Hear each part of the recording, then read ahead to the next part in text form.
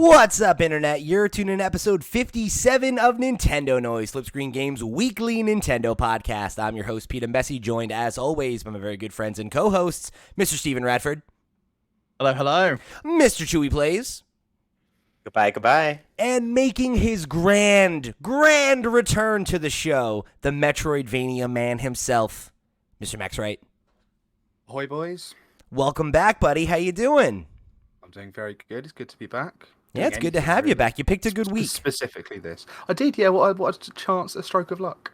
You're like, oh, let's get him. We'll talk about Splatoon. You guys want to talk about Splatoon 3? And it's like, oh, no, there is the biggest, fattest, meatiest Nintendo Direct that we've had in I don't even know how long. So not to bury the lead, we're talking all about that today. We'll sneak in a little Splatoon conversation, but boy, we got a lot of announcements to get through. We've got a name for the sequel to Breath of the Wild 2. We've got to look at the next Fire Emblem. We got to look at Pikmin 4. I'm through the roof on this one. S tier. I'm not even going to sit here and lie to you. This is an S tier Nintendo Direct. We all know it.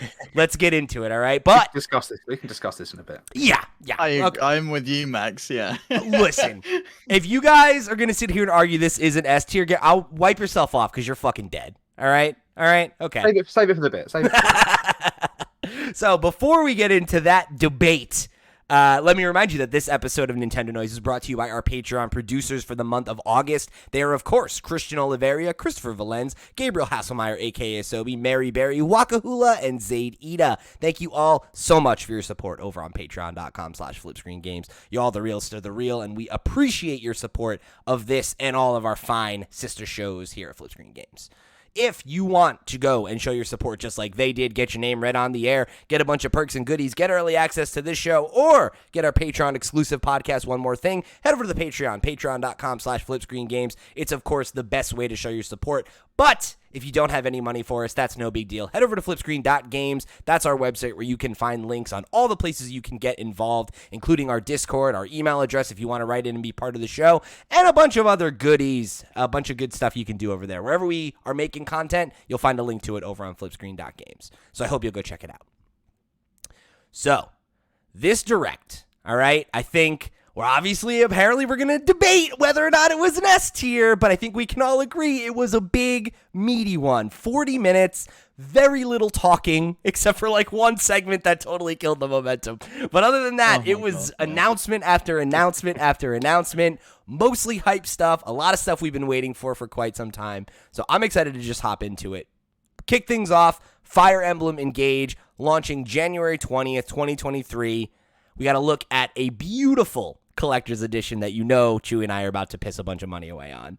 I'm super excited about this. As like a recent Fire Emblem convert, right? Three Houses was my first at bat. I've been really excited for a new Fire Emblem, and from what we saw here, it looks bigger and better and cleaner and sharper, and there's a weird summoning old characters from old games thing that I don't totally understand yet because I'm a noob, but I'm very excited.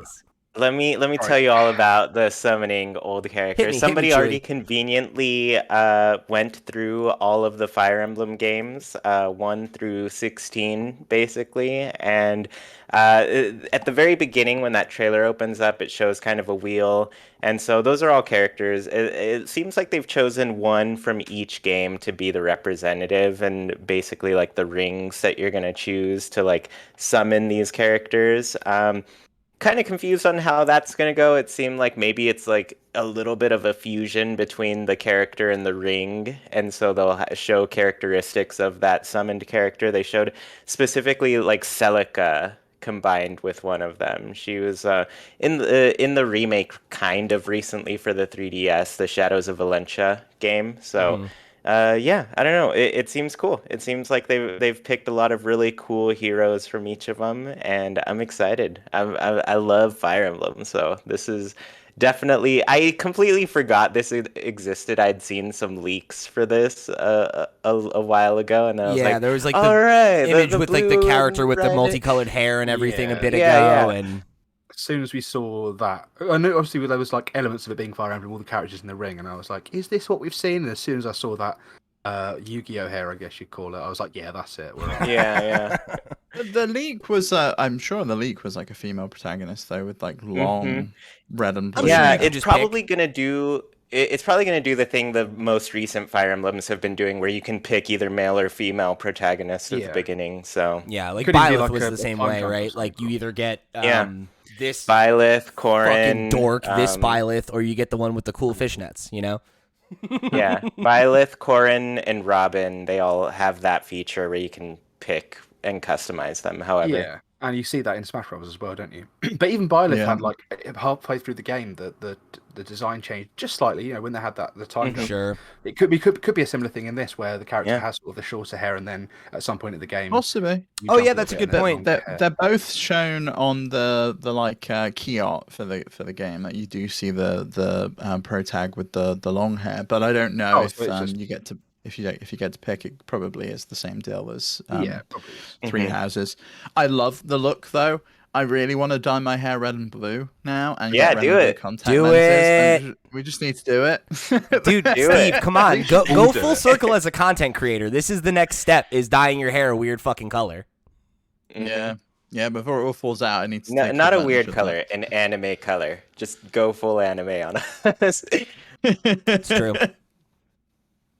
Yeah, I'm really, really excited about this. I mean, like, you know, I don't have the history with the franchise to be like hyped about the whole legacy aspect of it, but I saw a lot of folks getting excited about that.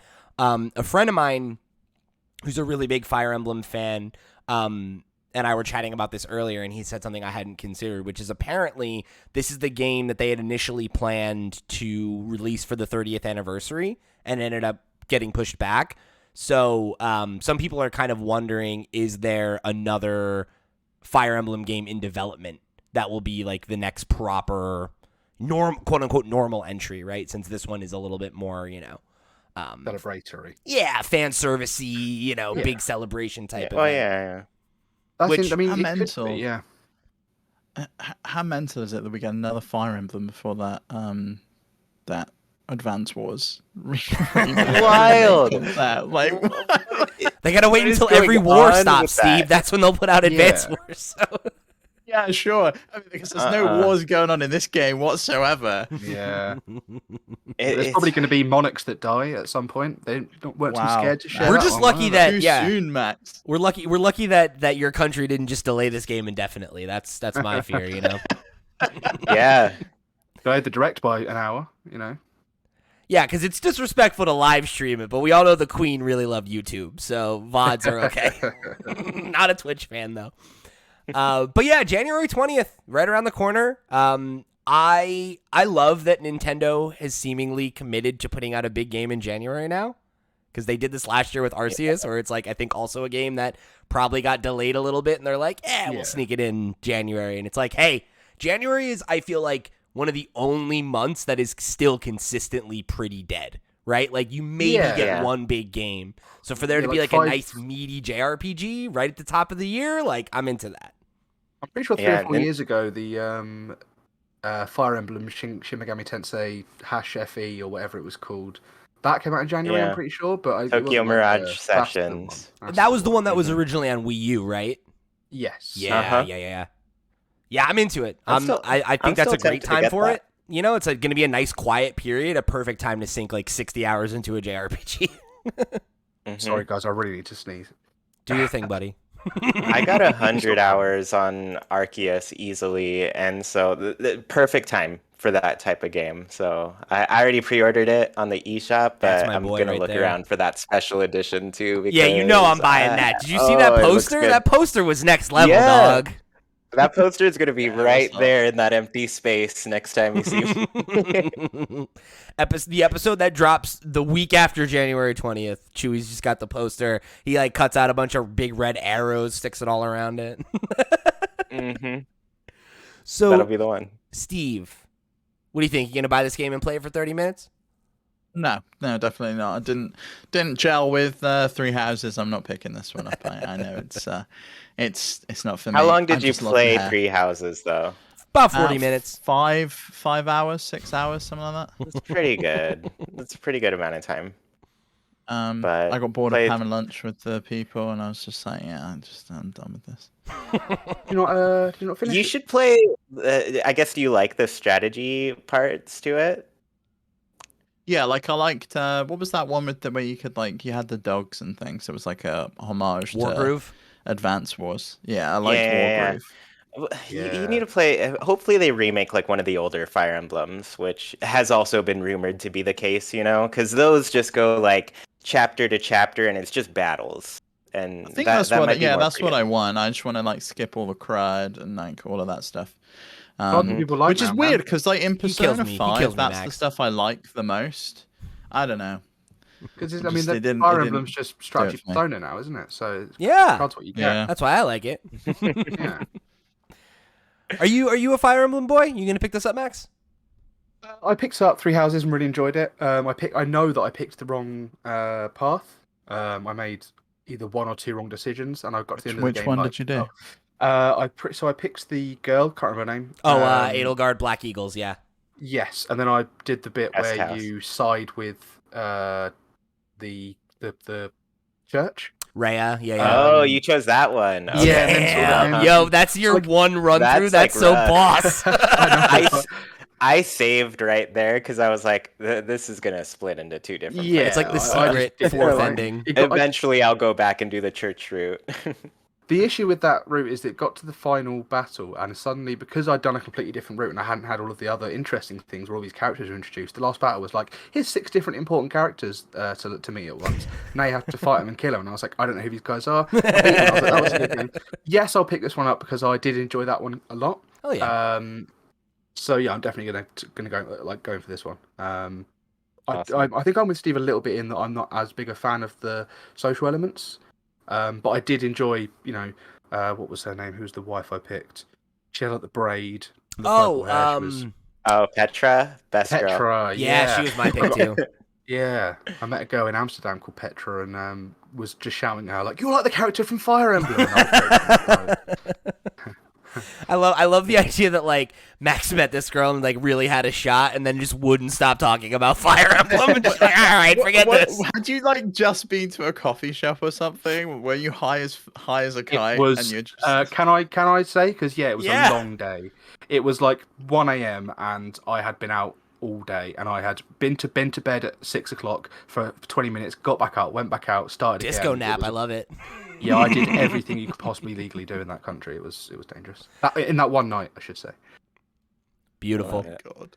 So this one jumped right to the top of my this is one of my most anticipated games now. So Yeah. I'm very. It was a It was banging such a start. strong open, such a strong. and one. then With like me, Steve knows. and then like for me, it went off a cliff. Yeah, farm games, Like an Square Enix absolute RPG. cliff. Farm game, Square Enix RPG. Port that looks rubbish, as in like visually, and then Square Enix game, and then farm game. There's a bit of a rough patch here. I wouldn't say that it's bad. It's just like a matter of what your taste is, right? Because like next Yeah. up, they announced. I like farm games, okay? Come on. I'm with you, Chuy. I like You farm one games and farm game. JRPGs. Have your one farm game and enjoy it. We don't need We 10 got a of them. really good farm game, though.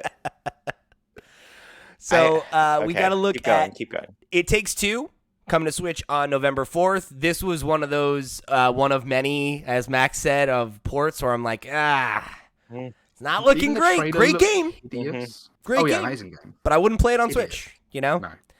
No. Yeah.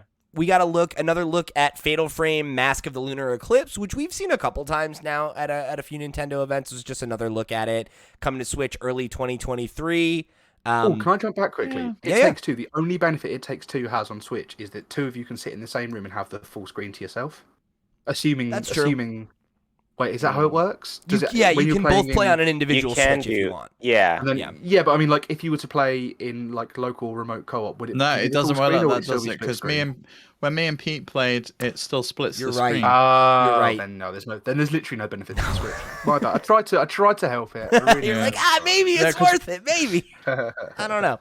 We played online multiplayer, and I kept getting confused because when I played with Macaulay, I'd played the opposite character, so I kept looking at like the character Pete was playing, and I was playing the inverse. So it was really confusing me when we were streaming it.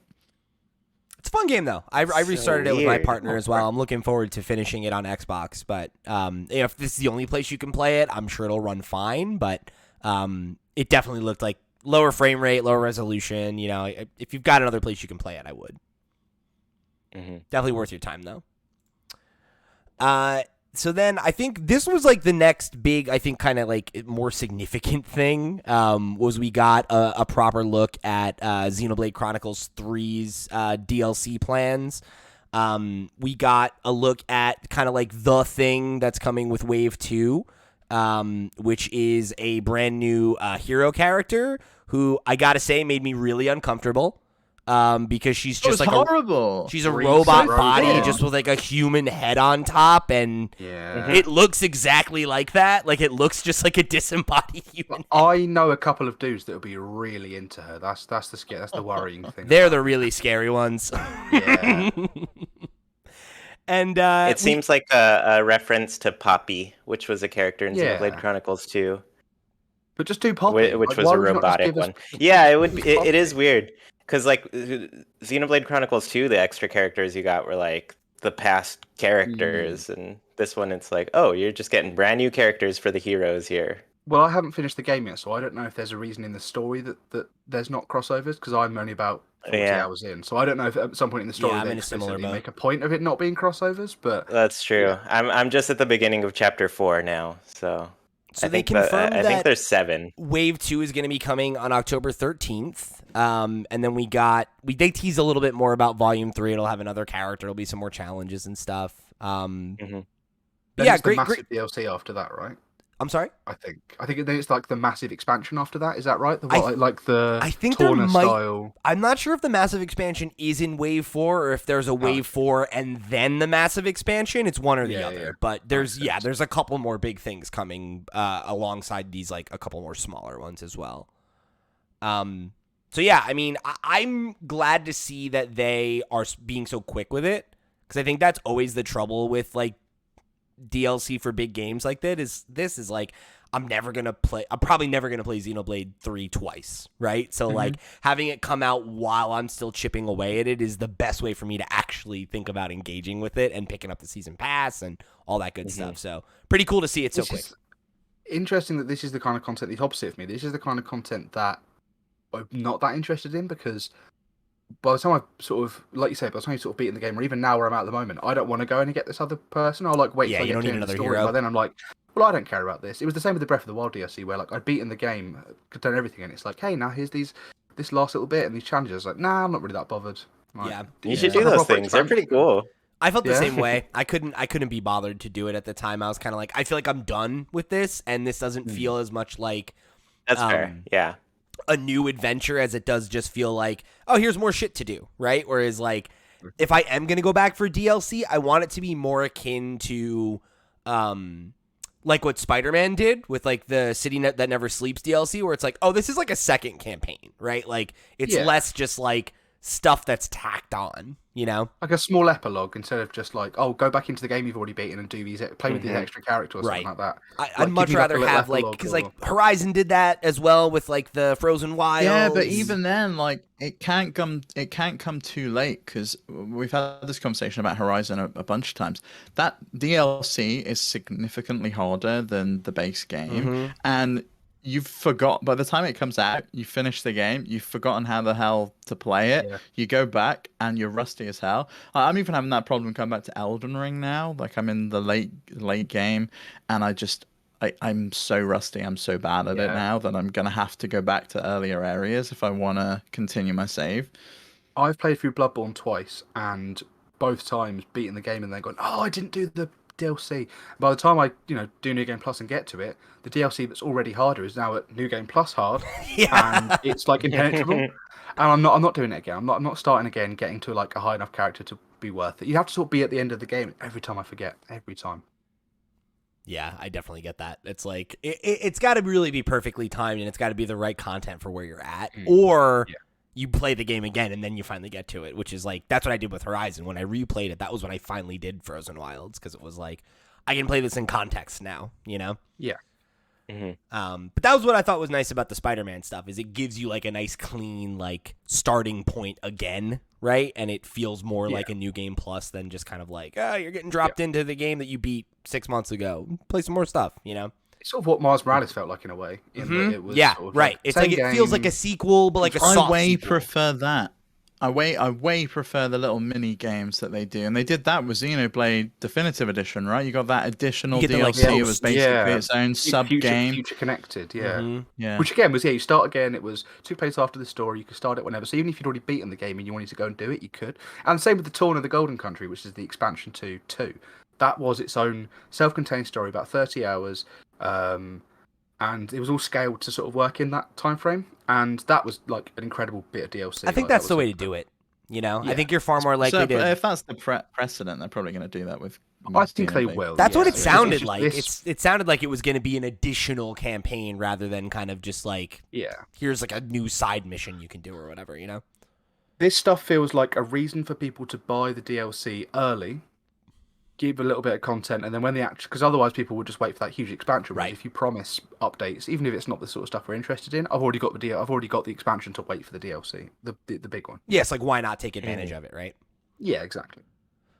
So then we got the first of like several sizzle reels, which is how you know this is like a fucking jam-packed direct, that there's like 3 different, just like, here's games coming to Switch, just rattle them off, please. Like, we gotta get through these bastards. But one of them was SpongeBob SquarePants, The Cosmic Shake, which my God. Love it. I'm so excited about this game for some reason. I don't know why. Like, I like SpongeBob. It looks great. It looks good. It looks like because I mean THQ just did that remake of Battle for Bikini Bottom, which was like a big 3D platformer back on like the PS2 era, and correct me if I'm wrong, this looks like a new game in that style, right? So like it's Breath of the Wild SpongeBob. He's got the hang glider and everything. I really like the different like costumes that they had and everything. Like that was really cool. Yeah. They had a bunch of All different that memes SpongeBob. You can have all the memes. And the one where he's got the belt and he looks like Squidward, like all that. I'm like, this looks fun. Like, this looks like this could be like a fun, digestible platformer that you knock out in like 15 hours. You know? It's like fan service-y in a way as well. Yeah. Yeah. Fan service-y to like Simpsons Hit and Run, which deserves a remake of this level. Totally. So then we got to look at a couple other games. The next one was Fitness Boxing Fist of the North Star is getting some DLC. I tell you, I laughed. When I tell you, I laughed at the existence of this game. You don't like the rhythm boxing game, Max? It doesn't do a lot for me. But still, I laugh. I think Nintendo publishes these, right? It's so weird. Weird choice. Is it DLC or is it a new game? It's DLC. I want to say it's DLC, yeah. That's fair then. I cracked up at the idea of someone specifically making a standalone Fist of the North Star fitness boxing game. But if it's just a bit of DLC, that's fun. I'm okay with it. I take my laugh back. And then we got a look at a game called Oddballers from Ubisoft, which is a it's interesting. It reminds me a lot of like that. There's like a real style of indie game like this. It reminds me of like Gang Beasts or like Moving Out or like party games basically. Yeah, Overcooked, like the like cell shady party games, and it's like that meets dodgeball, and they show you like playing it. There's like cars trying to run you over. You're playing with like all these balls. Yeah, like exploding canisters of propane and stuff, and looks like fun. Probably not a game you want to play on Switch, but looked like it could be fun. Yeah. It surprises me how there's not more dodgeball games, considering it's just sort of one of the more fun. Like, why isn't there like a Wii Sports dodgeball, considering it's one of them? Surely, or like even like a third-person dodgeball. Same reason there isn't Wii Sports Golf, or Switch Sports Golf, rather. Do you know what, Pete? I disagree. I think this is the exact kind of game I want to play on Switch. I play these kind of games all the time because it's the one Joy-Con thing. We play stuff like Overcooked or A Good Job or Moving Out.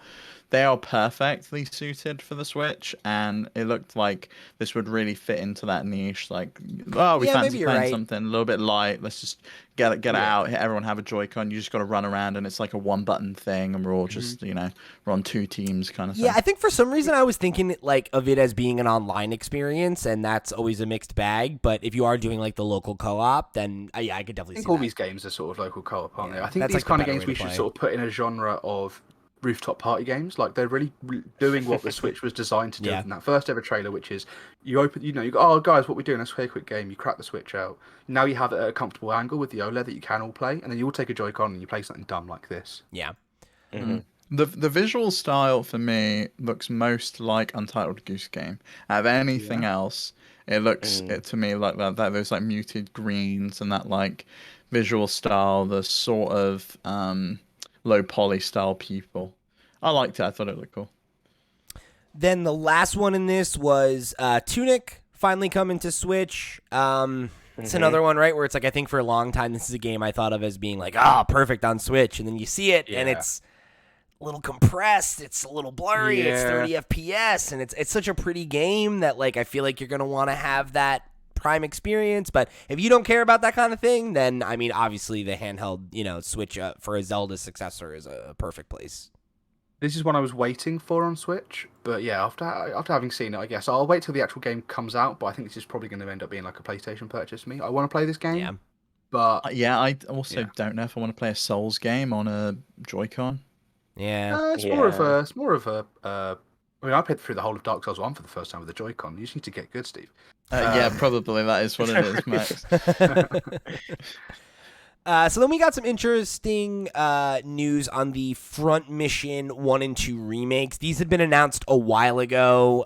We got a bigger look at them. We've got Front Mission 1 coming in November. We've got Front Mission 2 coming in 2023. And then they also announced a remake of Front Mission 3. So if you are a Front Mission fan, you're eating good. There's a lot of stuff coming.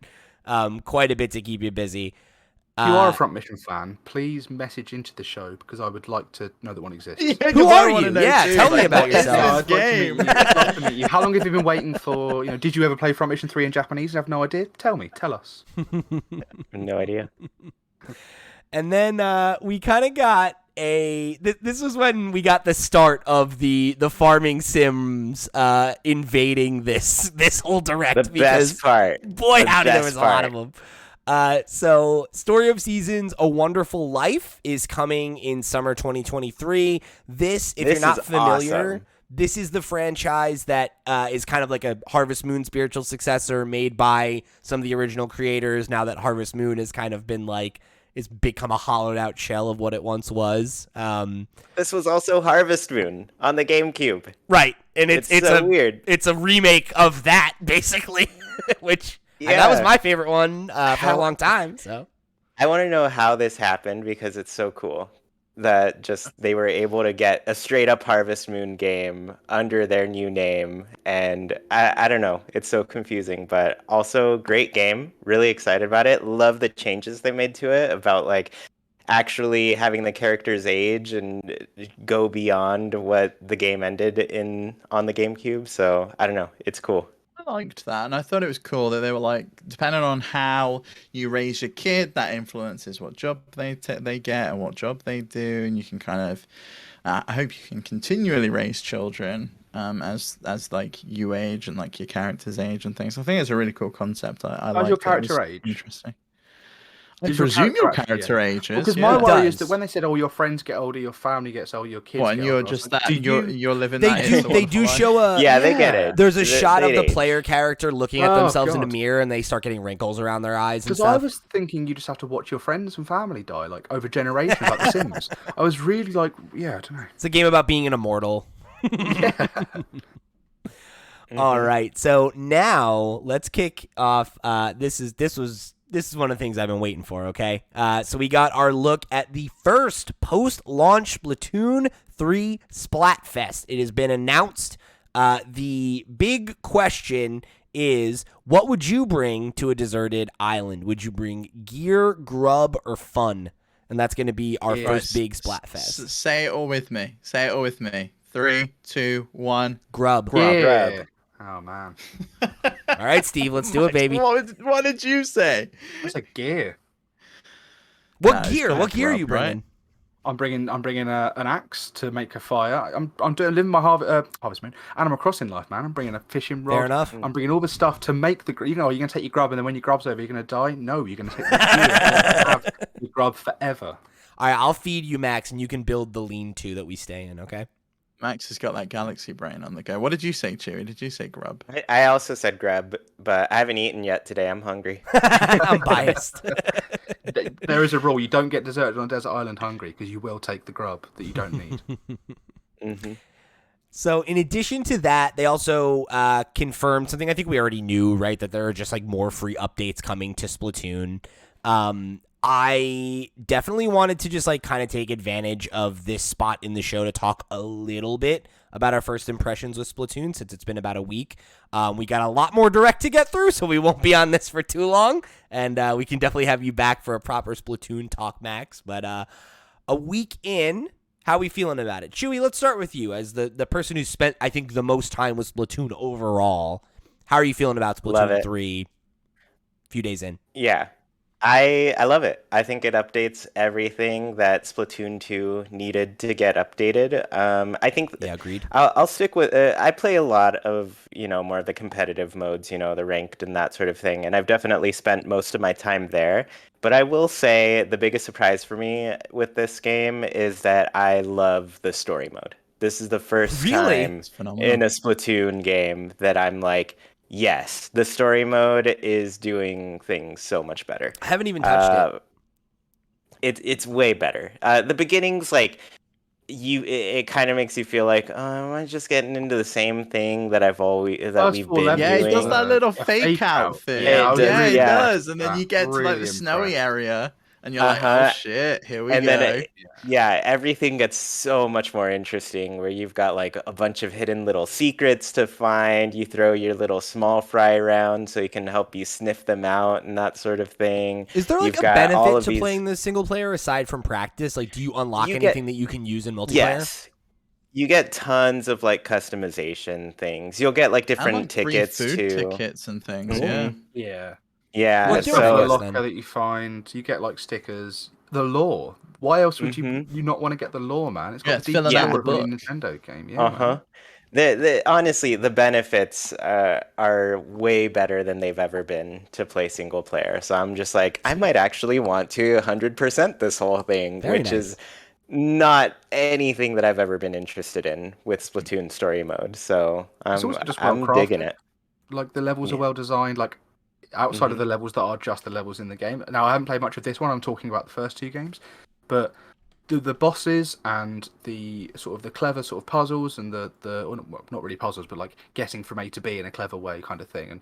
And just the unique sort of combat stuff that you do. It's interesting that it's almost feels like a separate game. But that's the bit that's tacked on, not the multiplayer, if you know what I mean.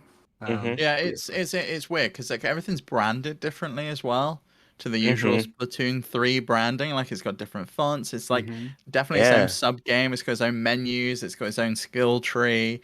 It is like a whole separate game. And then you go into the multiplayer and it's very familiar. It feels like Splatoon 2. But I agree with you, Chewy. The single player was the biggest surprise for me. I played some thinking like, oh, I'll check it out and see what I think. I played all the way through pretty much in 2 sittings to the end of the third island. So I've got the third boss to defeat, and then I'm moving on to the fourth island. And I like that you also don't need to do those bosses, and you don't need to complete all of them on an island to be able to progress to the next one. That you can just like pick up all the salmon eggs that you need in order to like pay up and unlock the areas that you want to get to. It's really, really cool. And then the rest of it feels like Splatoon, but it's Splatoon that's improved to an extent where I don't feel like charging $60 was too much. Like, I do think that a lot of this stuff should have been fixed in the previous game. Like, the fact that they can clearly do it, why did we need to watch the broadcast every single time the maps changed? Why could we not team up with friends properly? Yeah, they could have updated Splatoon 2, and they probably should have, realistically. But I'm okay with it. I traded in my physical copy of Splatoon 2. I got like 20 quid for it, and I put that towards Splatoon 3, so I'm not salty about it in any way. Never going back. I'm never going back. even though there are still connection issues with Splatoon 3, and there's this new issue with, like, if a certain number of people bow out, they just cancel the match now, and you don't get any progress towards like your level, even if you would have achieved awards and things, which I love the new award system. Where I really like that. Yeah. you can really, actually get something. I think that's one of the things that's always been unique about Splatoon. It's like the same reason I think I've always liked like Overwatch and like other like shooters that are not necessarily revolving around just getting kills, right? Like it's about the objectives. And I like that Splatoon is like making an effort to highlight, you know, like, hey, like, yeah, maybe you didn't get the most kills, but you were like the number one, you know, base inker. You were the best defensive player, right? Like you had the most Everyone assists. was jumping to you, yeah. Yeah, and like I like the idea that they're reinforcing the idea that the best way to play is not always to be the most aggressive player, right? Like somebody needs to be that player, but somebody else needs to play defense. Somebody else needs to, you know, like I like that Everyone should really, have their role. Yeah, right. And it feels like it's encouraging roles in general, you know, and I dig that quite a bit. I've been having a lot of fun with it. Yeah, I'm excited to spend more time with it. You're muted, Steve. What's up? Oh yeah, I like it when you get number one. I get number one home base inker, number one overall inker, and number one opponent base inker. Oh, yeah. And I'm Triple. just Oh, like, baby, did a any of you triple. do anything? Yeah. Like, what were you doing? The amount of games where I Nothing. feel like I've played more recently. So before, when I was struggling with it, I found my weapon, and now I'm just dominating at the moment. But every What time is I your like, weapon? it's the aero spray. Which Yes, I didn't the really fucking think. reef slider. Oh my god, it's so good. Maybe it isn't. Please Just, don't maybe it nerf isn't it, me that's Nintendo. improved. Maybe I've just found the meta weapon. But still, like I was struggling with it at the start. I was trying all my old favorite weapons, and I was like, I'm just getting destroyed. Picked up the aero spray. My god, I am top of the leaderboard most of the time. I'm getting all three of those gold medals, the triple. But Beautiful. yeah, like there are times when I'm struggling, and I'm like, we're playing really badly, or like I'm playing personally really badly, and we might either we win or we don't win, whatever. And I get all the gold medals. I'm like, I was not on my top form there. What is there? Understandably, there's probably loads of children playing, but like, what is everyone else doing? I gotta say though, it feels so balanced for me versus my experience with Splatoon 2. I checked my stats before we came on. I've played 55 matches, and it's about even. It's like 27 to 28 of Nice. wins and losses, and that's how it should be. I shouldn't feel like I'm dominating all the time. I shouldn't feel like I'm losing all the time. It seems very evenly matched, and I've had a really good time with the game. Hey I'm gonna guys, I'm gonna have to through step out for a bit. Seems like the internet person is here. Okay, so. no worries, but well, I'm glad we were able to get you in for this Splatoon conversation. If you're able to jump back on, definitely do, and we'll get you back in here. Yeah, glad to be there. All right, bud. All right, We'll see you next week, if Joe. not. see ya. I've just looked at my stats, and I have a lot of loss, and all of a sudden it goes victory, draw, disconnected, victory.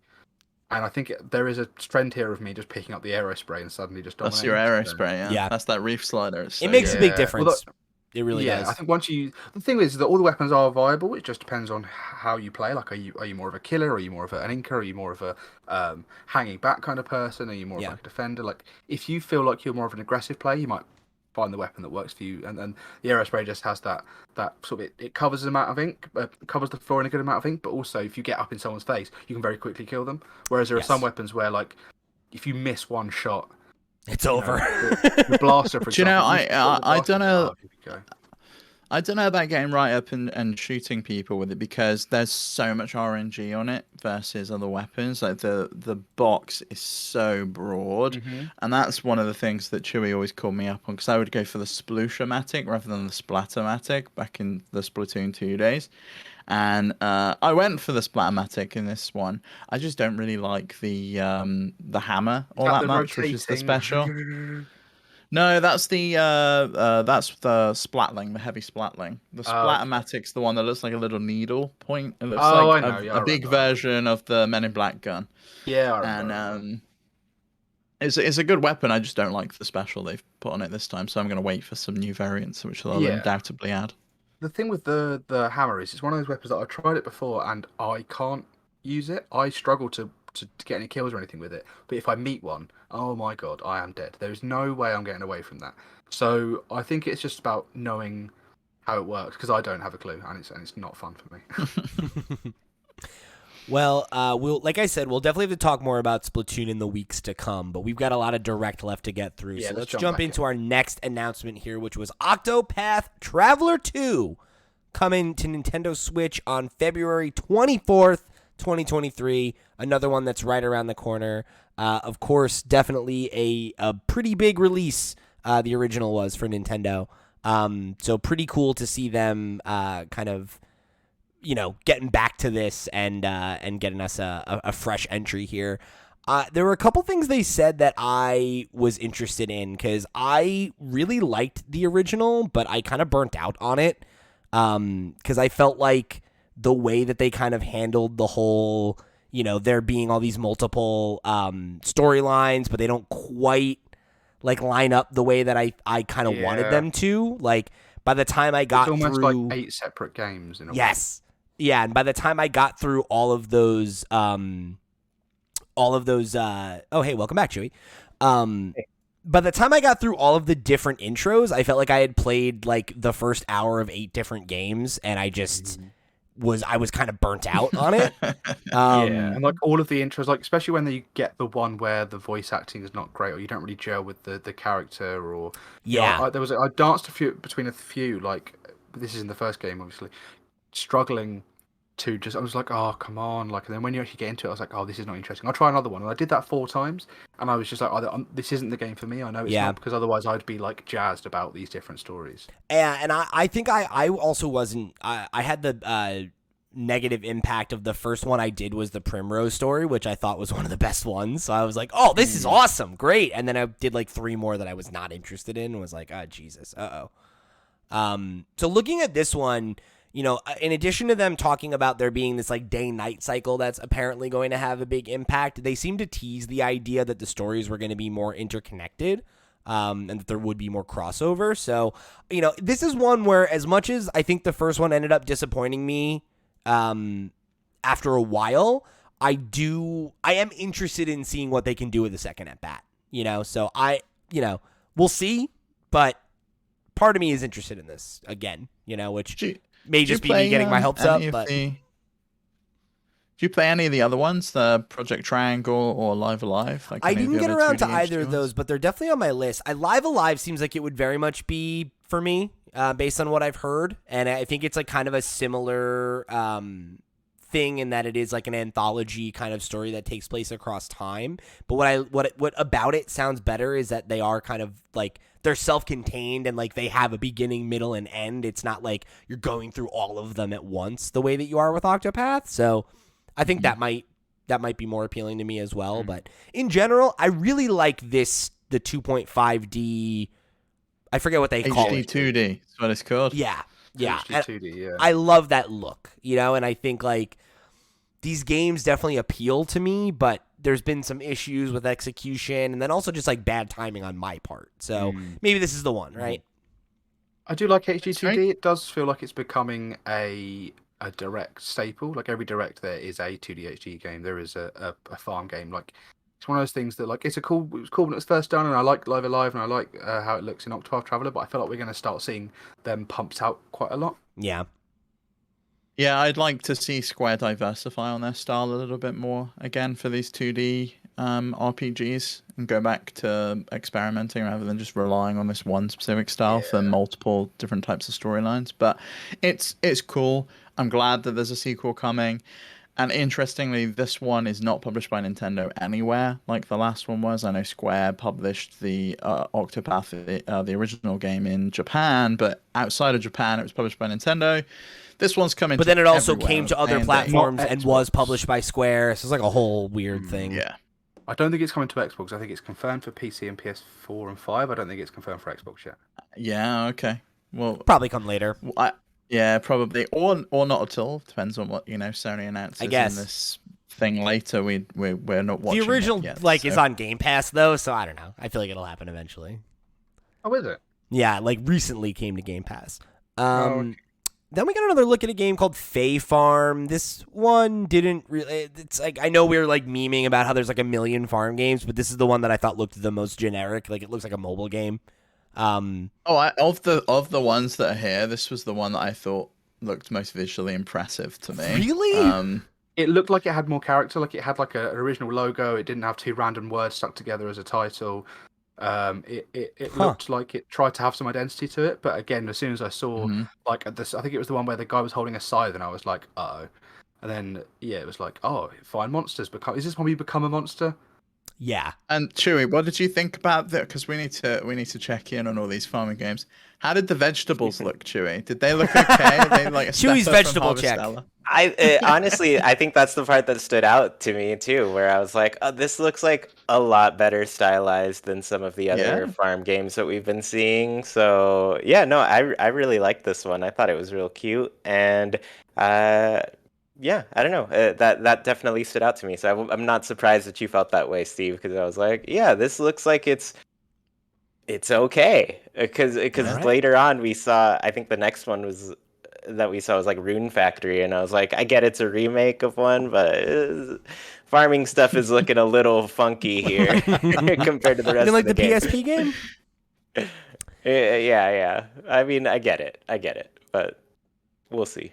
Yeah, so They we'll talk haven't about done- that one they in a haven't second. stepped up. Yeah. Next up, we got Theater Rhythm? I have no idea how to pronounce this, but it's the final. Theater Rhythm, I always called it like Theatrhythm, or I don't know. That's probably right. That sounds more Final Fantasy. No. The voiceover person said Theater Rhythm. Oh, And okay. It's not a Final Fantasy game. It's its own there we go. franchise called Theater Rhythm, and this is a Final Fantasy version called Theater Rhythm Final Bar. And it's also going to have. That's what we do. It's got 385 songs from Final Fantasy coming.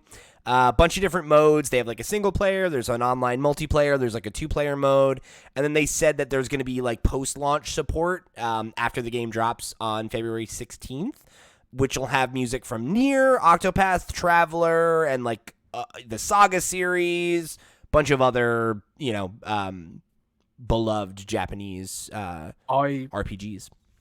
I was very anti this game. I was talking through the whole direct live with Chloe, and I was very anti this game. I was like, who's Chloe? enjoying these? Yeah, she's alive. She's still about. What? I was saying Tell her we about said how hey. I will do. I said that I don't understand like these rhythm games where there's not like a guitar or a set of drums, or you're not punching the air, or there's like something to it that is an action that's not just pressing buttons. I don't know who they're for. And then as soon as I said music from Nier, I was like, I get it. I'm in. That's fine. I'm not gonna buy it, but I understand it. Like that's okay. Really weird, because I'm now watching the UK version, which we haven't spoken about, was delayed, went up as a VOD. This game has a different name in Europe. It's called Final Bar Line in the UK and Europe. I don't know why. Everything Theater does, Wars. so Really weird. weird. I'm gonna blame Dance in the Stage Euromix for this. I'm going to say that, I know that they're not allowed to use words like rhythm in the UK, right? You got to replace that with Hero Turtles or something. Yeah. one of those That's why. Yeah, exactly. So next up, we got another look at Mario plus Rabbids Sparks of Hope. This is another one where I feel like we've seen this a million times already, and it's like, cool, we got a little more of it. We know the release date now. I don't think we did even get a little more of it. Like Ubisoft did their own whole presentation where they showed us like a whole match. Like this is just another recap, and they did this on a few games. And I was like, okay, yeah, we know this is coming. We know Bayonetta 3 is coming. It's very much We just don't- like do we really keep need this to on your see these radar. again. Yeah. Yeah. Don't forget this exists. I do think it looks gorgeous. Like I think the visuals are a huge step up from the first game, and like some of the design. I'm really excited for this one. Me I'm a too. huge fan of the original. They also announced that They there's going to didn't be even go DLC into- with Rayman, which I'm They did. Yeah, Yeah. but they very didn't even excited. go into Didn't any even mention it. detail into that in this. It was just like they expected you to know that he was in the DLC. Like it would have been really cool and hype for them to announce that in the direct rather than think like a it's- few days prior. Yeah. It's because they know we're not going to buy it right when it releases. We're going to wait till it's $20, for the gold edition. So, Wait until you can get They're this game not for a worried friggin' about it. nickel. But yeah, October 20th. So that's another one that's like right around the corner. You can do a little pre-order and you can get some like additional weapons and stuff like that. But yeah, I mean, it's one to look forward to, right? I think obviously the original was really good, and I think surprised a lot of people considering I don't think anybody went into that expecting it to be quality, right? So I'm excited to see we're getting another one. So then we got to look at this PSPS port of Rune Factory 3 Special, which is coming to Switch. This one's dropping next year. They announced that there's also a new Rune Factory series in development, which I don't really know what that what means. did that even What is mean? it? Like, Yeah. It's like a are spin-off. they doing like or... a Rune Factory rhythm game or like a board game? Like, what is it going to be? Yeah. And like we know that there's like a newer Rune Factory 5 and every. Wait, did 5 come out or no? Five is out. Came Five's on out Switch, last year. Right. Okay. Mm-hmm. They can't announce or talk about Rune Factory games in directs without also announcing another one. I swear. Like when 4 was announced, true. like 2019, they're like 5's coming soon, and then 5 comes out, and they go blah blah blah. Like every time. Mm-hmm. It's just what they do. They're like, hey, don't forget, we're making Rune Factory a thing again, whether you like it or not. But I've been told like a million times that Rune Factory is like 100% my bag, and I should try it out. I And think know we'd you're like the same it. as I doing think play we'd this really one. like it. Yeah. This one looks rough as hell. Like I Chuy, Vegetable Watch with Chuy just said that the vegetables in this aren't great. So pick up the other. Yeah, one I of the mean, other it just games. looks like a completely different game when they move into the farming stuff, It doesn't really it? does. That's It one of looks those things, though. It's like but it looks like the Final Fantasy ports where they've kept the like backdrop in like low res, like hand drawn, and then you've got these HD sprites, like 3D models walking on top, and it looks so out. I of don't place. love the It's 3D weird models on the juxtaposition. backgrounds, but I don't know. It's like, are we really like looking at fucking farming games on Switch and being like the graphics though? Like sometimes you will. If you've got so Chewy say is, you've got clearly. 700 to choose from, which you've got at the moment, and you're only picking one.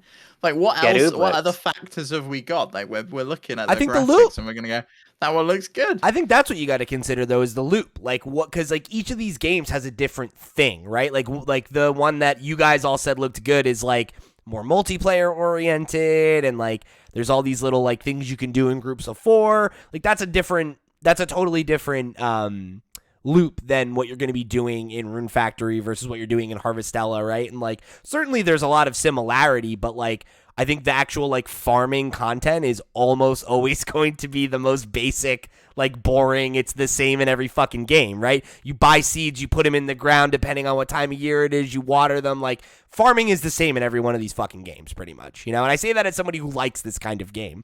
I feel like it's what else around it is appealing to you, right? Do you want a social sim? Do you want a JRPG? Do you want whatever, right? That's going to be the differentiator for you, at least for me, right? I'm not looking at these games as being like bastions of graphics, Just get I just Ooblets. need it to be Stardew Valley, to be honest. Yeah, I'm fine with that. they did it. They won.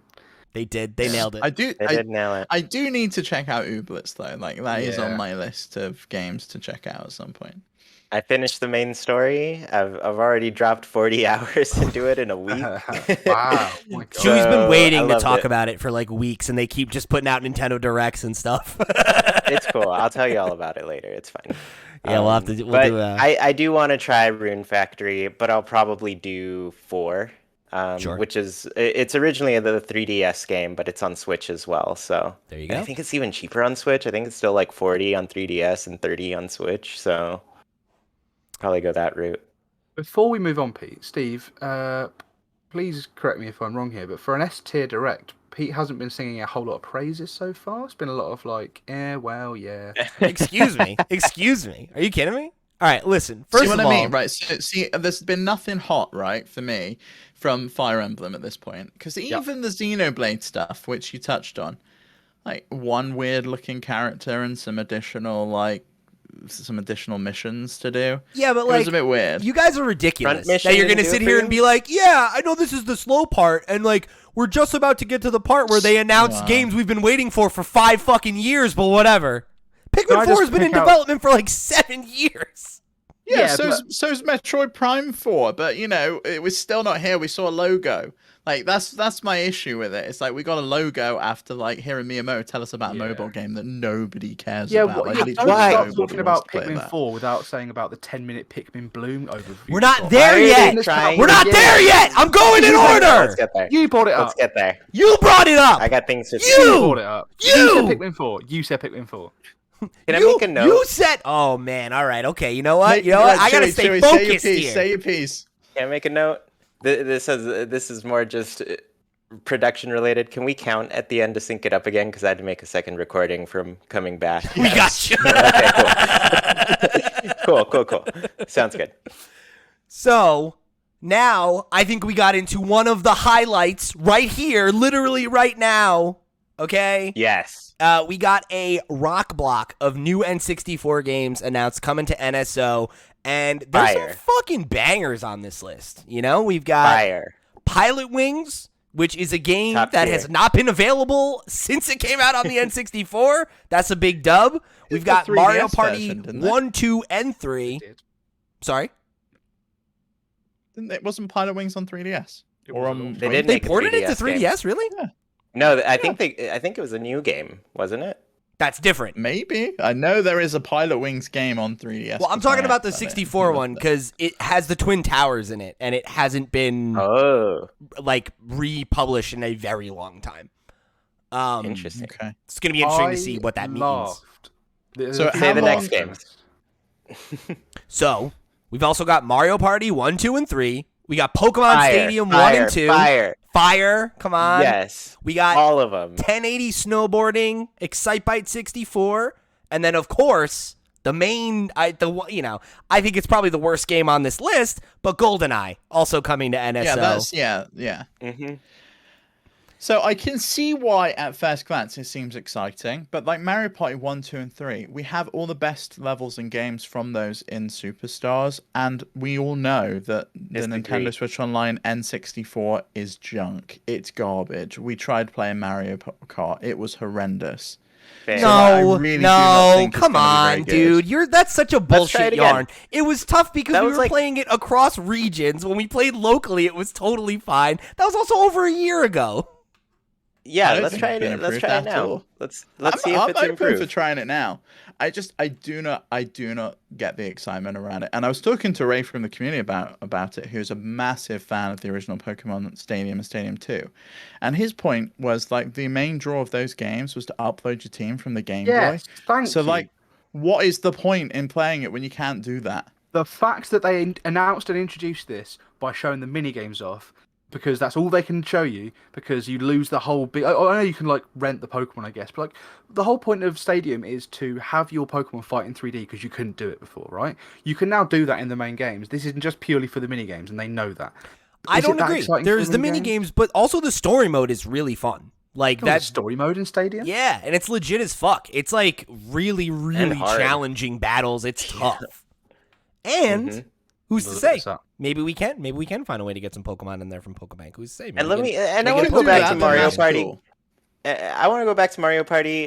There's a lot of great stuff still missing from Mario Party Superstars that is still only in Mario Parties 1, 2, and 3, and a lot of it's like really cool, funky side modes. Like 3 has this awesome dual mode that I've mentioned in the past, where you get like it's so unique compared to the rest of the other games. But you basically just get like a partner that you do battle with and stuff, and go around a board and eat each other with Piranha Plant and Boo. It's great.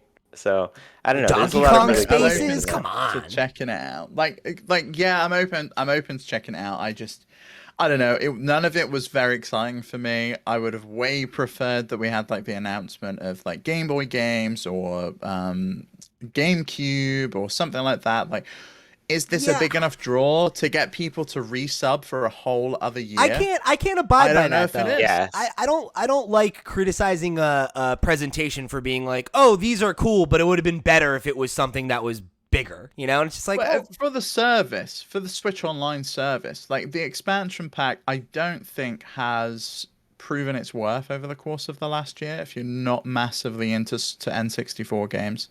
What if you really? I really don't understand that opinion, right? If you don't like N64 games, or you don't play Animal Crossing, or you don't play Mario Kart 8, or you don't, it's like, well, you play none of those games, then why do you have Nintendo Switch Online? Like, you don't care about all the entire... for a bunch of things. I really think like we need to bring the Fighters Pass over to it. Yeah, we brought Splatoon 2 Octo expansion over to it, but what about the rest? That's of obsolete now, right? Expansion passes. That's totally exactly. It's just like, who cares about that at this point? So like, there's a lot, I think, that they could have done with it. Why haven't we seen anything for like Splatoon 3 being brought into that? Like we get It just additional came like out. golden passes or things. No, but you could have done something with it and announced something for it. Yeah, but I don't really know do because think people that will they're react to not that negatively. taking It's like full this game just advantage came for out it. and you're already putting content behind a paywall already. But what about like the Xenoblade Chronicles pass as well? Like, why is that not on the I'll give you expansion that. pass? I don't know. If Yeah, you're that's coming fair. into the Switch as a new user, as there's a lot of them all the time, and you're picking up, you're going back through, you're picking up the Xenoblade Chronicles 2, you're picking up Breath of the Wild, you're picking up Mario Kart 8, like all these games or whatever, you're then having to go and buy the expansion passes, which are never discounted, like even less than the games. These are discounted, right? It would be a huge sell for the expansion pass if the expansion pass was literally all the expansions, right? Every expansion you could ever want, you pay £50 a year, you have them all. Because people are going to pick up Breath of the Wild and go, is it worth me paying £25 for the expansion? Probably not. I'm not going to bother with it. But if it was in the expansion pass, alongside the Mario Kart 8 courses, alongside the Splatoon Octopath stuff, if the expansion pass was a truly all-inclusive expansion thing, I'd probably own it. But the fact that it's cherry-picked a few expansions, and then you've got the N64 games, which do absolutely nothing for me because it's the console that I think has aged one of the worst, other than the NES. That's fine.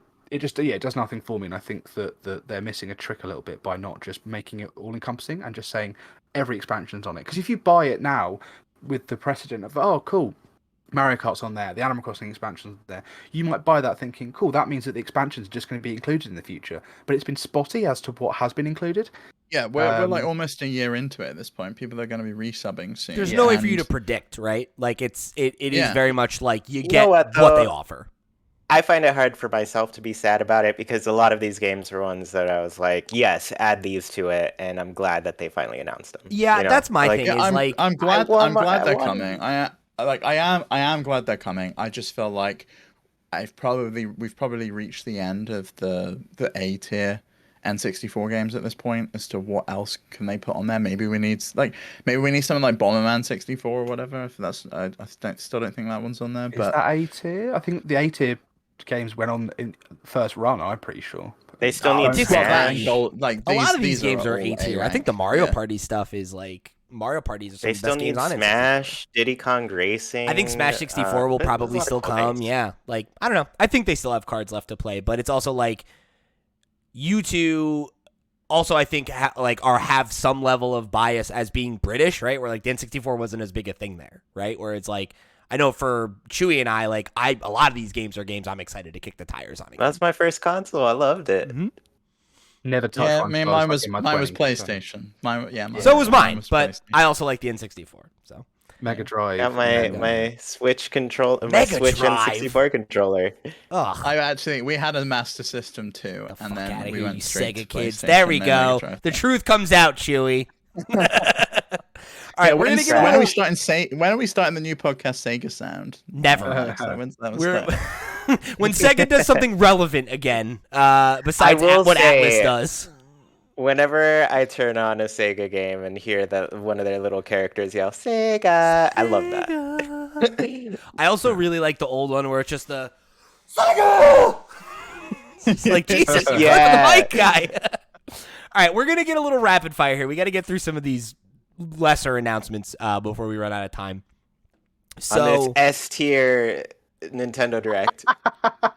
wow, Chewy, you're really turning against me now, huh? I'm just saying, you gotta pump them up a little bit. Welcome What to the the fuck am I team, supposed Chewy. to Welcome do? to the I bring alliance, up one of these games that I want to talk about for 2 seconds, and you're like, well, what if we actually debate the value of the expansion pack? Yeah, we got 45 minutes worth of podcasts to get through, but I can really dissect whether or not you should play It Takes Two on Switch. Hey man, if these games were good, we'd be going yep next. Not well. Let's discuss this a little bit. That's If what this we was would Nest do? Tier Direct, Yeah? If this Get was outta Nest Tier here. Direct, I'd be Just- going just- yep. Yeah, cool, just wait move till on. we get pipe the Pikmin down. story, but yeah, Just pipe down. I don't need to hear from the peanut. Let me get through this, all right? So we I've got had a great time with this Direct so far. all right, so we got to look at Various Day Life by Square Enix. I'm not gonna lie to you, I don't remember seeing this game at all. I don't We remember. haven't. This is an Apple Arcade game. Okay, Dumb name. Move on. yeah, I don't pass. And then You could tell it's a Square game because it was that same font that they used for it. one of the two fonts that they have. Yes. Yeah. The And it had a terrible title. That one's Yeah, they just available love picking later the titles today, off. so go check it out, I guess. Then we got Factorio coming to Switch on October 28th. This is Oh, move on. big PC game. If you're like a management sim type person, this is a good one. Then we got Ib, which freaked me out. I'm not gonna lie to you. That game is One of the more weird interesting looking. ones, if I'm being I honest. thought it was like Undertale in an art gallery. I I thought thought it it looked was really Yeah. cool. Yeah. Yeah, It felt more like it should be in an indie direct, but like, yeah, cool, interesting. It looked a bit different to all the other games that we'd seen so far. yeah, Next. for sure. Not something you get a lot of on Switch either. So then we got a update. It's the second free update coming to Mario Strikers later this month, and they're going to be adding Pauline and Diddy Kong. Again, Forgot this game came out. Forgot it came out. The idea. controls are terrible. I'll tell you that. I was really excited for this game until it came out and wasn't very good. But that's all right. It would be so much better if it just controlled better. It's so confusing. Yeah, it's a That's all I shame. have to say. It's a shame. I wanted that one to be good. And then we got to look at Atelier Riza 3, which is apparently a beloved JRPG franchise that I have never Didn't heard want of. to use the full title. There's too fucking many games, Yeah. dude. Alchemist of the End That's the and one. the Secret Key. Yeah, done. That's exactly what I'd call it. Sure. Yeah. This one's coming February 24th. It's got a nice look to it, but it's just like, I think there's so many other JRPGs in this thing that it's just like, yeah, she's chopping down trees, we're getting resources. This is very similar to many other games we saw today. So, but apparently this is a great series that people really dig. So I don't know, maybe it'll catch our attention as we get a little bit closer to it. Who's to say? So then we got a look at the Wave 3 of Mario Kart 8's DLC, which has some pretty good tracks coming in here. Steve, you were really excited about Peach Gardens, right? Was the one? Yeah, I loved great Mario one. Kart on the DS. Peach Gardens was phenomenal. The only other one they showed, I believe, is Merry Mountain, which is a Mario Kart tour one. I was Yes. a bit surprised we only saw two of them, but we'll probably see more as it comes up. This one's releasing for the holiday season, so it makes sense that Merry Mountain's in there as their like Christmassy theme. Yeah, I bet you they show us more as we get closer. Yeah. Unless they Also want to just available keep on some of them Nintendo's- secret. Also available on the expansion pass.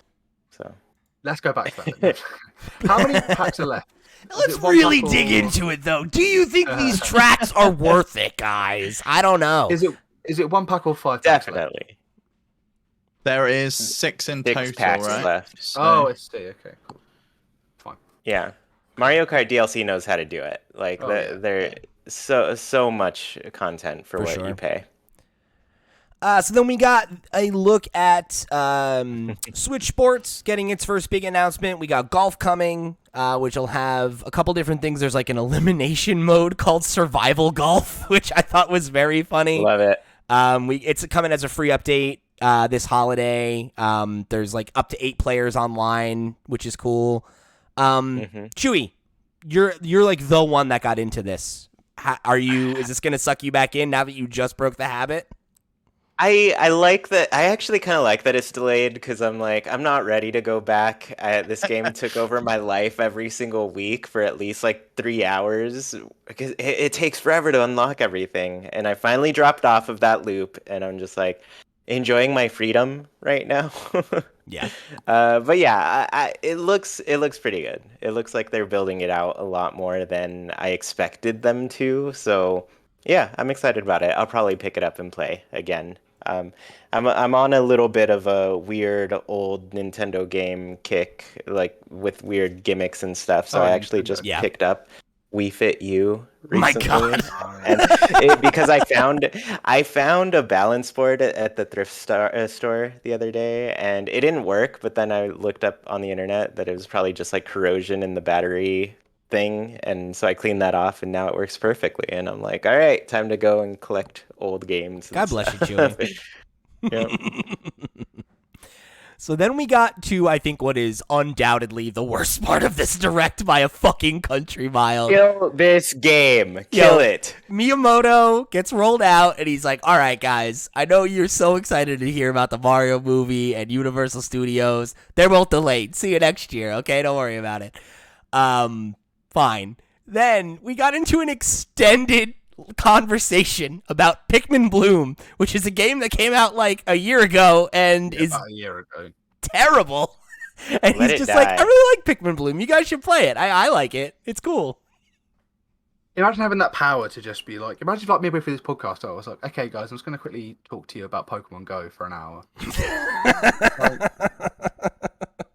I wouldn't be surprised with you and Steve, right? It's like, all right, Pikmin Bloom comes up, and you're like, yeah, but is it as good as Pokemon Go, which came out 5 years earlier? I don't know. No, it's not. No, it's not. Niantic has made the same game like 6 times in a row, and none of them have matched Pokemon. And it worked once. Yeah, exactly. It worked once. They're like, surely this will work if we do it again with less popular IP.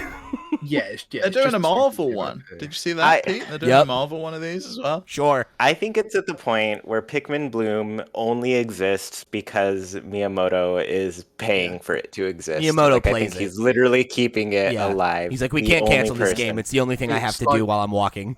Well, I will say, it's like a silly little project that he enjoys, isn't it? Really? Yeah. I do improv, and one person there I saw actually playing it. Like she actively goes and walks around and does it, and I was like, oh, maybe I should get back into it and play with you. And then she was like, don't. Dude, I live in a do it. city. There was like Miyamoto's 3 people in my entire part of the city that were playing this game, and I was one of them. It's terrible. No, it's dead. It's like, Nobody was playing this. Nobody around me. Yeah. And granted, I don't live in a big city, but no one was playing this. And when even now, people play Pokemon around. You're right. Yeah, Pokemon's insane. Pokemon doesn't stop, but this just hasn't happened. I like that your friend at Improv has been yes-anding Pikmin Bloom. I just can't get out of it. Can't escape. All right. So then we got a very brief look at Pikmin 4. But we've got a release window now of 2023, and there's was a little bit of conversation about some of the new stuff that they got, like a new camera angle that lets you like explore things from the Pikmin perspective and getting into the fights and everything. It felt like Grounded, right? Like that rare game, Grounded. Oh no, Rare Obsidian. Obsidian, yeah. Yeah, and I thought it looked really good, and I loved Miyamoto like explaining like Dandori and like this Japanese term of like what it all means and stuff. I thought it was so cool. Yeah, everything about that. If they'd have had him on just for Pikmin 4, would have been very exciting. And then maybe do that. And if while you're waiting, play Pikmin Bloom. If you're excited, like do it the other way around rather than. Let's like fake you out with Pikmin Bloom, and then here's the actual game that you're waiting for. And where was the announcement for his T-shirt? Come on, why isn't that? It's like, I made a T-shirt, you guys. It's like, all right, buddy. And you can buy it. You can buy that T-shirt. Yeah, whatever, right? That guy made Mario. He can say whatever he wants. Leave him alone.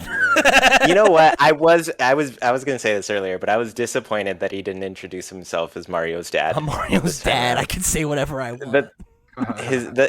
I really love that he's just embraced that. Because the past things he shows up and he's just like, "Hello, I'm Mario's dad," and I'm like, "Yes." Maybe have you guys ever seen Flight of the Conchords? And there's the Pretty Prince of Parties. He should be the Pretty Prince of Pikmin instead. Whenever he's talking about Pikmin, yes. So he's either Mario's dad or the Pretty Prince of Pikmin. You're not wrong. All right, so we got a couple more I want to move through a little more quickly. We got a look at Just Dance, which is a staple of gaming that will never go away. My most hyped game of 2023. Jeff Keighley was asking on Twitter, and I was genuinely deadly serious. It's not coming to Wii, though. Who wants to play it anymore? No, I know. Play it on Wii. Yeah, it's dead. I know. Yeah. We got a look at a Harvestella demo is dropping today, and your progress will carry over from the demo. We talked a lot about Harvestella when they did that deep dive a couple of weeks ago, so I don't want to dedicate more time to it, but I'm going to play the demo, though. Yeah, that's cool, because I was a little bit concerned about the timing of that game, so getting a chance to kind of kick the tires on it before November 4th, I think will be helpful to see if this is the one that stands out among the rest of them. We got a deep dive. Well, deep is maybe generous, but we got a pretty good story dive on Bayonetta 3. They've got a gameplay trailer that dropped right after the direct, so if you do want to look at like kind of a bigger chunk of what the actual moment-to-moment gameplay is going to look like, you do have that available to you now. But they talked a little bit about the story and kind of like how it ties back to a lot of characters from the history of Bayonetta, and it's like a lot of things kind of coming to a head. So yeah, I mean, I think if you're a Bayonetta person, this has definitely been a long time coming. I did notice the Bayonetta looked very clothed in the trailer. I think they were using the clothes mode. The clothes mode, whatever it's called. Angel mode or something. Something like that, yeah. Yeah. The modest angel. The naive angel mode. Naive angel, that's it. Yeah. Yeah. So, this is what I'm looking forward to, yeah. I need to get back through and replay the first two before this one comes out, because as they sort of explained the stories, I was like, oh yeah, they are stories that I can't remember because they're just insane. Yeah, I mean, it's right around the corner, right? October 28th. So it's another one that, you can definitely look forward to in the next couple weeks, and been a long time coming. So another, it's weird because it's a game we've heard about so much, but I think that is another really big announcement to be like, hey, this is finally making it across the finish line, It's no longer a game that we heard about in 2016, and it is imminent, So definitely a good win for the fans that have been waiting for that one as well. And then we got to look at Raincode, which is a new game from the creator of Danganronpa, Kodaka. This is coming to Switch first in spring. I thought this looked pretty interesting. I was a fan of the original Danganronpa. I know that apparently the last one was not very well received, so maybe watch this one with a little trepidation, but I like the look of it. Yeah, I did too. I thought there were some interesting things in there. I liked Danganronpa as a story. I think it's really cool, and it seems like this is the start of a new thing, right? It's the Master Detective Archives Raincode. So I hope that if this is successful, we'll probably get a few games in this series, and I'd like it to be more of like an anthology rather than like sequels, like Danganronpa 1, Danganronpa 2. It would be really cool to see the creator just go in and be able to use the similar gameplay and some of the settings and do different stories. Yeah, yeah, for sure. This is the kind of game I'm always down for more of if it hits. So yeah, hopefully it comes together. So then we got a big section about Resident Evil games getting cloud versions. We don't believe in cloud versions play any of them here, so I'm not going to acknowledge these. Don't play them. Play these games anywhere else. Cloud versions do not belong on Nintendo Switch. They are all bad. And then just do 4 of them at once. Yeah. They're also known as fake versions. Yeah. It's like, how would you like to lie that this game is coming out? Yeah, what's really weird is that Resident Evil 7 came as a cloud version to Japan. Yeah, Japan. Like 4 years ago. Yeah. Like 4 years ago, and now they're like repacking it as if it's something fresh and new. Bizarre. Don't get it.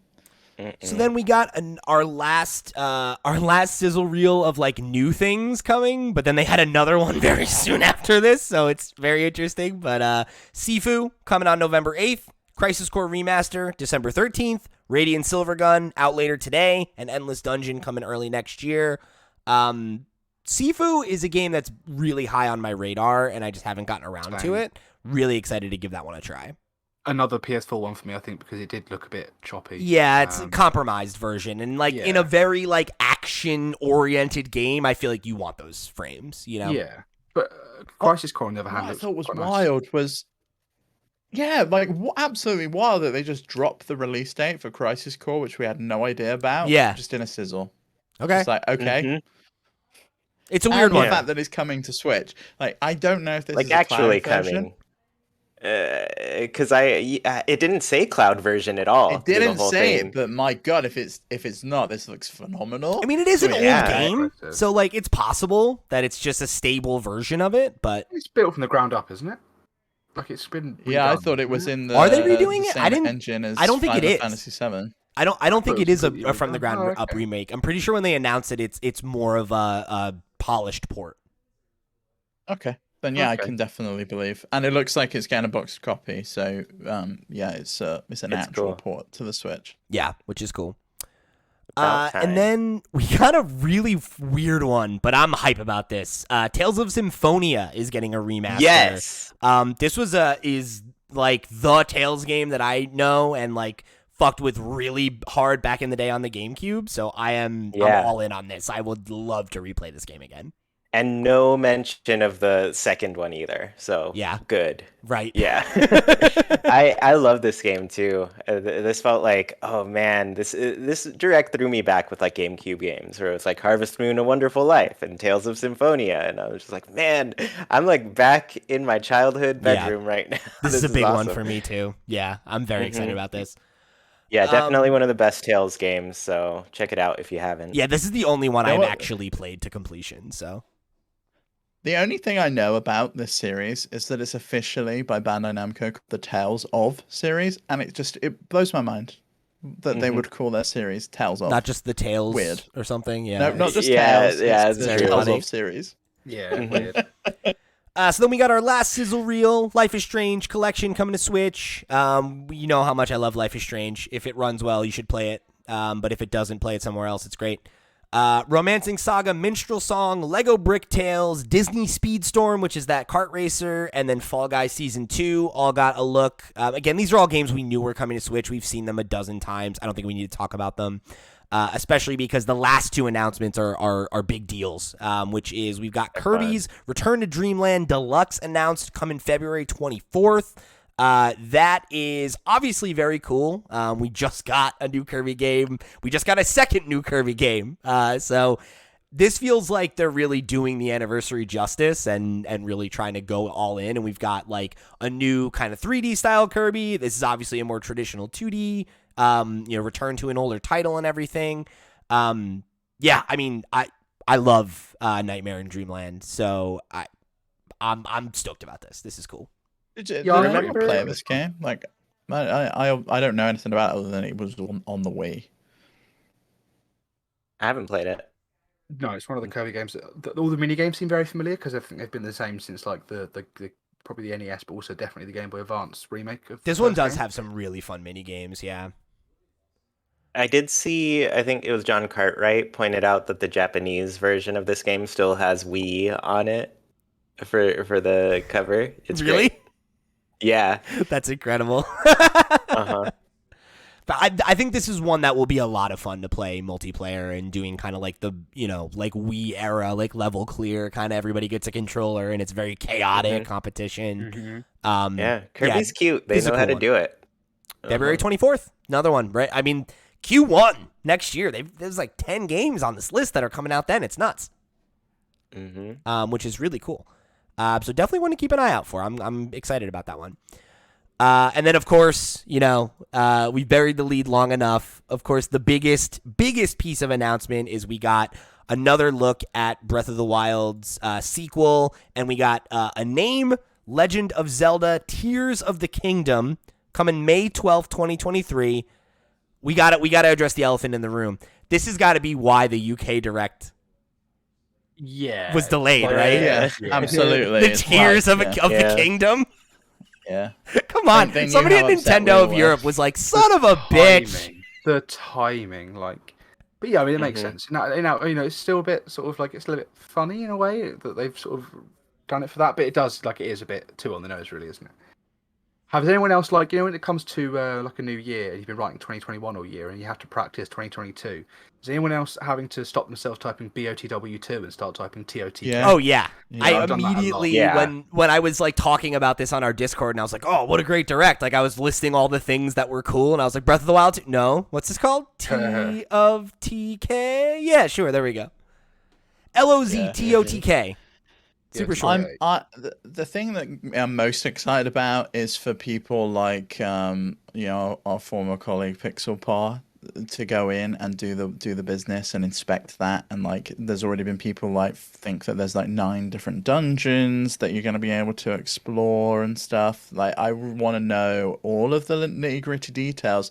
And Aonuma said before that the reason they haven't revealed the name of the game is because there's a reason, or like that, you know, it kind of explains something as to what's in the game, and Yeah. that there's, you know, they don't want fans to kind of figure that out. What does this mean?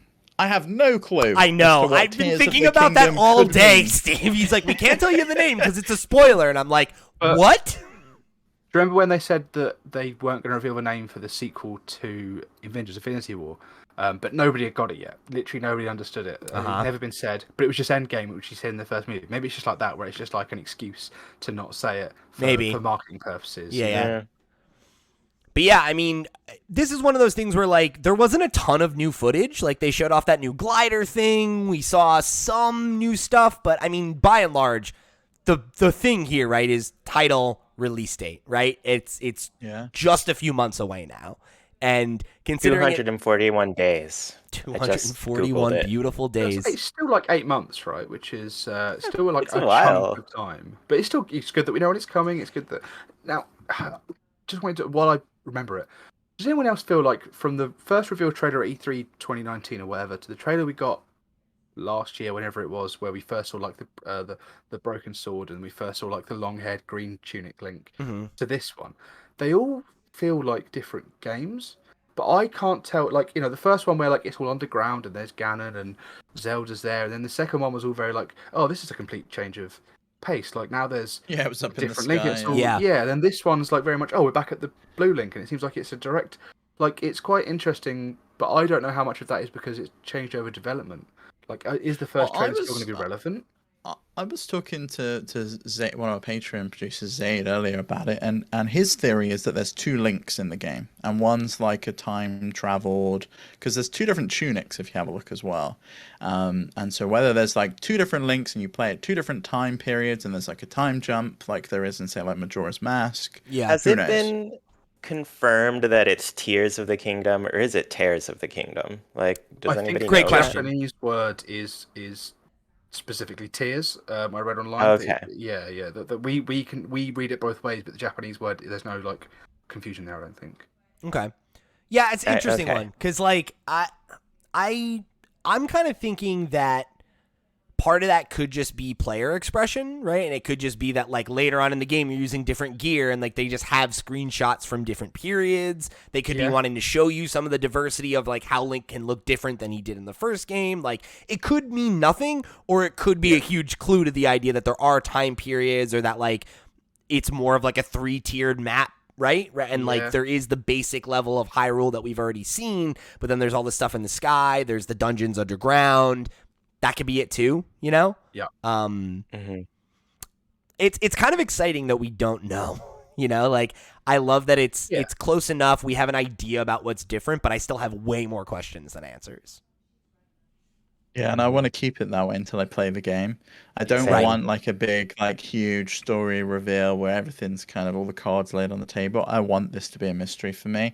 I loved Breath of the Wild so much that I want to go into Tears of the Kingdom just like knowing very little and explore it and figure it all out myself, because that was one of the best things about Breath of the Wild, was that sense of exploration. And I don't think I'll ever be able to recreate it in the same way that I did with Breath of the Wild, because that felt really special the first time that I played it, but I hope that they can get close to that feeling with Tears of the Kingdom. And it looks like with that exploration of verticality, like going up in the sky, flying, they had like this thing where he like Link clinged on and was like pulled up into the air. It looked like that was one of his skills, didn't it? Yeah. And so it looks like there could be some really cool elements in there and a lot of new ways to explore. And if what the fans think is true, there are 9 true dungeons rather than these like little mini shrines. We get back to proper dungeoneering in Zelda both. games. It would be really, really nice. I hope it's both too, because I liked the shrines. They were really good environmental puzzles. I would very much like it to replace the beasts and have like proper dungeons. Yeah. And I think it's interesting because you say that, right? And I think you're right that like this game has a real opportunity to be like a sophomore slump where it's like, it's more of the same, right? It's more of the best game of all time. That's amazing. But it's not fresh in the way that was, but I look at this and it feels like they're trying to inject enough into it where like I'm hoping it can hit a similar level that like Smash Ultimate did for me, where it's like, damn, you really just did it all, huh? Right? Like we look back on Breath of the Wild and it's like that game's like perfect, but it would be cool if there were dungeons. Oh, it would be cool if there was this. It would be cool if there was that. And if all this game is like, okay, we took everything that worked about the last one, we listened to all your feedback, all our learnings, and we're just upping the ante. That could be really, it could be better. It's not out of the realm of possibility. And they've taken a long time with it, right? This game's been in development for like 6 years. So there's every reason to believe that it's going to be a banger, which is just unbelievable. Has this been in development longer than the original game? I guess we've had COVID sort of. Yeah, it has. Yeah. I guess, yeah. At least that we know of, right? The first one took, I think, between developing 6 and Breath 8 of the years. Wild. Yeah, well, they could have been developing that for a long time before Yeah. we even heard about it as well. Right. Like, with the experimentation. But we you think have about no it, idea. they announced it at the launch of Wii U. So it was at least, 5-6 years. Which is crazy. But yeah, I think, for me, to put a pin on this, I think the way I always judge presentations like this is like, how many things do you walk away with being like, this is high tier, right? And like, I think you probably could have cut half of the S tier announcements from this, and it still would have been a really good direct. The fact that we've got first look at a new Fire Emblem, confirmation of a release date for Pikmin 4, the release day and title for Breath of the Wild sequel. We got a big block of N64 games, right? We got. You said the S tier announcements, right? Which I think you listed the 3. Then you talked about Nintendo 64 games for some reason, right? If those 3 are the ST new games that we know about, or ones that we've been waiting for really intently for, right? You cut half of those away. So let's say we just have Breath of the Wild and Pikmin 2. Haha. What do you still think that's an S tier direct? Would that still? No, be I think if you cut those, it's no longer an S tier, but I think it's still solid B. Like B, maybe B plus. Which is, I think, I would to put me, it at B right now, personally, as it is. That's crazy. Yeah, to me. What's an S I look think like it's to you? probably an A for me. I think it's an A rank for me. There's no I don't know. I don't think the end was big enough. Right, it wasn't like that. A The release date S for tier Breath of the ones, Wild 2 and a new Kirby game? No, I don't. Like the S tier ones are like those ones that are so impactful, like Animal Crossing announcement, like the Smash Bros Ultimate announcement where they did the fake out with Splatoon, like the sequel to the Breath of the Wild is in development. Those are the those are the huge, like, wow, this, like, hit. Everyone's, like, gobsmacked. We can't believe it. Like, we kind of expected that we were going to get the name for this game. Like, it's, again, so we've also predicted that at the last, like, 5 of them, and we were wrong every time. Yeah, true. Yeah, true, but, like, we're getting so close to that early 2023 release window that they'd already given us. Like, it had to come at some point. And if it wasn't in this one, it was going to be in the next direct. That I don't think this hits the S tier for me. I think this is probably a solid A rank direct. And I think with the sheer amount of cruft in there, like, I do think it's too jam-packed full of stuff that I would have cut personally, but I know the development partners have paid for the games to be there, so they want them to be in the presentation. And it's also like to your taste, right? A huge portion of the Switch audience are JRPG fans, so there's a lot of folks. Yeah, but with then whom there's this stuff is... like the front mission games and like the fitness boxing and things like that. It's just like do they belong in the same direct as like a Fire Emblem and like the announcement? That's fair. And like announcement of Tears. I don't think we Kingdom, needed 3 sizzle reels, right? You could have, so the reason I would say the direct is not an S tier, like the announcements, those few announcements were great. Those 3 big ones that I like personally myself. If the direct wasn't 40 minutes long and it was 25 minutes and you cut out the sizzle reels, you cut out the stuff we've recently seen like Mario and Rabbids or whatever, right? And you just had new stuff and you didn't spend time on Pikmin Bloom and like stuff like that, I would say that was a banger direct. The fact that it was 40 minutes long and the gaps between those big announcements was so long, and it was just there was no pacing to it. There was no like, which is weird to be reviewing a bit of advertising like that, but still there was no like that's fair. Release. It was just like big reveal, Yeah. Pikmin Bloom, yeah, cool. Oh yeah, Pikmin 4, cool. Then yeah, cool, yeah, fine. Oh, Breath of the Wild, no. Tears of the Kingdom.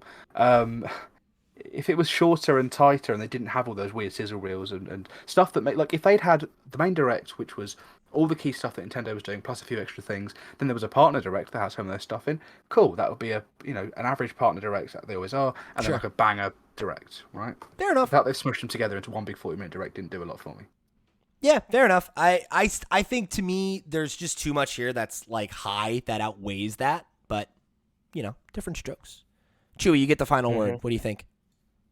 I mean, for me, I don't think I had as many lulls just because I think each section kind of had something that I was interested in. Yeah, same. Kicking off with Fire Emblem's huge. I'm a huge Fire Emblem fan, so that's always a great place to start. Xenoblade Chronicles 3, I'm happy playing that game, and I'm glad it's getting more stuff while I'm playing it. Story of Seasons was a big one for me. A Wonderful Life, really great. And then from there, it's just like Splatoon 3, Splatfest, the N64 games, Mario Kart stuff coming as well. Just a lot of like updates to things, basically, And I'm like, there's stuff I'm playing. That's stuff I'm enjoying right now. So yeah, keep it coming. And then from there, it was like big announcement things. Pikmin 4, huge. Everybody's been waiting for Pikmin 4 forever, so I'm just like, about time. I still think that Pikmin 4 reference way back was probably that 3DS game that nobody cares about. So now it's good we're getting a real Pikmin 4. And then Tales of Symphonia, another huge game from my childhood that I just love. And then yeah, just the ending to finally get a Zelda release date. That felt like, I don't know, just like I could finally set my mind to a day, not have to wonder about this game, and just be like, I can't wait to play this. It's going to be so much fun. Finally take off from work for it. So, all right. So yeah, for me, it felt like it was hitting me with things that I was interested in, like every step of the way. I'm with you.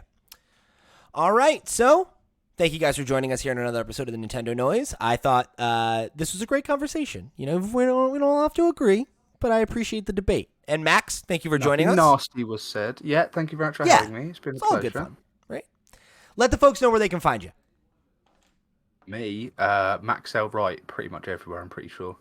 There you go. Yeah, and sorted. We'll, of course, have a link in the description down below, and we'll have to have you back soon for some more Splatoon talk, Max. I would love that. Beautiful, beautiful.